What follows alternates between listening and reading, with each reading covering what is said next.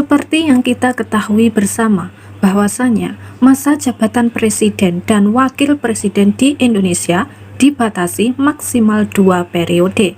Sementara lama jabatan satu periode itu sendiri yakni adalah 5 tahun. Aturan itu tertuang dalam pasal 7 Undang-Undang Dasar tahun 1945. Masing-masing negara memiliki aturan batasan masa jabatan pimpinannya sendiri. Filipina misalnya, menurut konstitusi tahun 1987, presiden hanya bisa menjabat selama satu periode dengan lama jabatan 6 tahun.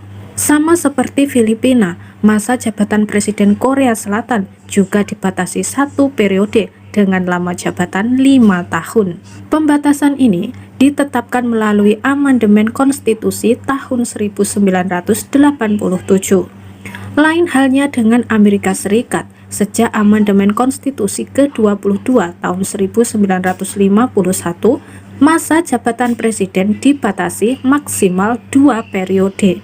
Adapun lama jabatan satu periode yakni adalah 4 tahun. Amandemen juga mengatur bahwa seseorang yang telah menjadi presiden atau pejabat presiden lebih dari 2 tahun, separuh periode jabatan presiden hanya dapat dipilih kembali untuk maksimal satu periode jabatan kepresidenan. Artinya, dalam kondisi normal, Presiden Amerika Serikat maksimal dapat menjabat selama 8 tahun, atau jika dalam kondisi luar biasa maksimal 10 tahun. Menjelang berakhirnya kepemimpinan periode kedua Presiden Barack Obama di tahun 2017, sejumlah pendukung mendorongnya untuk kembali menjabat. Namun, keinginan itu tak jadi kenyataan hingga akhirnya Obama digantikan oleh Donald Trump pada tanggal 20 Januari tahun 2017. Sementara di Indonesia sendiri, wacana perpanjangan masa jabatan presiden telah berulang kali ditolak Presiden Joko Widodo. Kali pertama isu ini muncul yakni di tahun 2019. Presiden sempat curiga ada pihak yang ingin menjerumuskannya dengan mengusulkan wacana tersebut. Namun dengan tegas, Presiden Joko Widodo menolak untuk maju 3 periode. Di awal tahun 2021, isu perpanjangan masa jabatan presiden muncul kembali. Jokowi kembali menegaskan bahwa dirinya tidak berniat dan tak punya minat untuk menjabat selama 3 periode.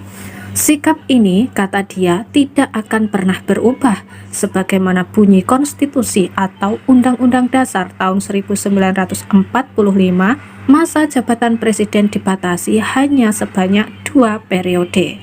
Lantas, mengapa masa jabatan presiden di Indonesia dibatasi maksimal hanya 2 periode?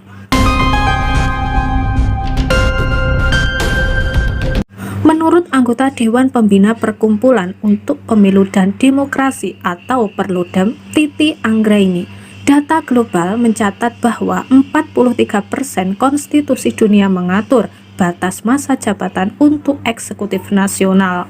Angka itu bisa bertambah ke proporsi yang lebih tinggi jika hanya dihitung untuk negara-negara dengan sistem presidensial dan semi-presidensial, di mana presiden dipilih secara langsung oleh rakyat. Batasan masa jabatan yang berlaku paling umum adalah mandat maksimum 2 masa jabatan berturut-turut. Titi mengatakan, tujuan utama pembatasan masa jabatan presiden adalah untuk menghindari terjadinya tirani kekuasaan dan kesewenang-wenangan. Perilaku sewenang-wenang mungkin muncul akibat pemusatan kekuasaan secara absolut pada presiden. Sebagaimana diketahui, presiden di negara yang menganut sistem presidensial tidak hanya bertindak sebagai kepala negara, tetapi juga kepala pemerintahan. Oleh karenanya, otoritasnya sangat besar. Sehingga, jika masa jabatannya tidak dibatasi dengan kewenangan yang ada, ditambah penumpukan kekuasaan melalui penempatan orang-orang yang tunduk kepada kehendak presiden, fungsi kontrol atau check and balance bisa melemah.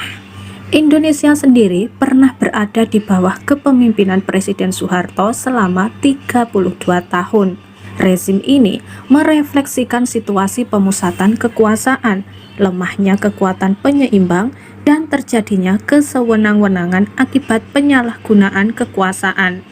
Oleh karenanya, pembatasan masa jabatan presiden dan wakil presiden menjadi kelompok pertama yang diatur tegas dalam perubahan Undang-Undang tahun 1945. Sebelum amandemen, Pasal 7 Undang-Undang tahun 1945 mengatakan bahwa masa jabatan presiden dan wakilnya adalah 5 tahun dan sesudahnya dapat dipilih kembali tanpa ada batasan berapa kali periode diperbolehkan menjabat. Amandemen pertama dilakukan pada tanggal 14 sampai dengan 21 Oktober tahun 1999 dalam Sidang Umum MPR tahun 1999. Perubahan itu salah satunya mengatur pembatasan masa jabatan presiden dan wakil presiden melalui Pasal 7 Undang-Undang Dasar tahun 1945. Menurut Titi, Undang-Undang hasil amandemen memiliki semangat membatasi kekuasaan pemerintah melalui pengaturan pembatasan masa jabatan agar penyelenggaraan negara tidak sewenang-wenang atau otoriter. Sementara, Direktur Eksekutif Network for Democracy and Electoral Integrity atau NEDGRIT, Hadar Nafis Gumey menilai penting untuk memastikan terjadinya pergantian kepemimpinan suatu negara. Penumpukan kekuasaan yang terlalu besar hasil dari kekuasaan terlalu lama akan membuat penguasa menjadi otoriter, yakni bisa berbuat apa saja yang diinginkan, termasuk merampok uang negara. Mengutip adagium guru besar sejarah modern di Universitas Cambridge, Inggris, Lord Acton, Hadar mengatakan kekuasaan cenderung korup dan kekuasaan yang absolut cenderung korup secara absolut. Sama seperti Titi, menurut Hadar, pembatasan kekuasaan presiden di Indonesia tak lepas dari sejarah RI dipimpin Presiden Soeharto selama 32 tahun. Menurut Hadar, sistem demokrasi yang sehat tidak bertahan di satu tangan terlalu lama. Oleh karenanya, pembatasan masa jabatan 2 periode dinilai paling tepat.